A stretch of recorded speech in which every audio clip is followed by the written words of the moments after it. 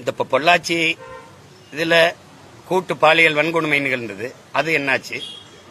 தூத்துக்குடி துப்பாக்கி சூட்டுக்கு உடனடியா நீதி வழங்குவீங்க, அது என்னாச்சு? தங்கச்சி ஸ்ரீமதி இறந்ததுக்கு ஒரு தீர்மானம் போட்டு ஒரு நீதிபதிகள் விசாரணை குழு போட்டீங்க, அது என்னாச்சு? இப்படி எல்லாமே கடப்புல போடப்படும், கொஞ்ச நாள் கழிச்சு நகர்த்தி விடப்படும். அந்த பிரச்சனையிலிருந்து நீங்க அடுத்த ஒரு பிரச்சனை வரும்போது அங்க நகர்ந்துருவீங்க.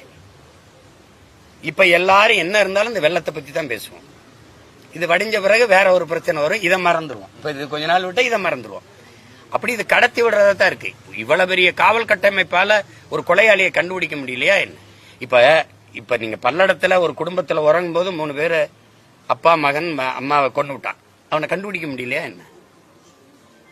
சொல்லுங்க, கண்டுபிடிக்க முடியல. அந்த நாடையே கண்காணிப்பு கருவியால நிறைக்க ஒரு 500 கோடி தான் மொத்தமாகும், செய்ய முடியாதா?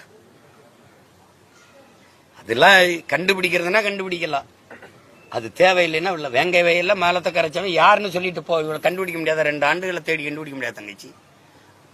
ஒரு சிற்றூர் மொத்தம் எத்தனை வீடு இருக்கும்? ஒரு கிராமம்னா 300-400 வீடு இருக்கும், சுத்தி இருக்கிற கிராமம்னா 300-400 வீடு. இதுக்கெல்லாம் விசாரிச்சு எவன்னு கண்டுபிடிக்க முடியாதா? தெரியும், அது தேவையில்லை. அதை கண்டுபிடிச்சா இந்த சாதிக்காரன் தான் ஊத்துனான்னா இந்த சாதிக்காரன் ஓட்டு எனக்கு விழாது, விளங்குதல உங்களுக்கு? அதுதான் பிரச்சனை இங்க. அதுதான் சொல்றது, இது வாக்கு அரசியல் தான், மக்கள் அரசியல் கிடையாது. அதை பத்தி பேசி பயன் இல்லை.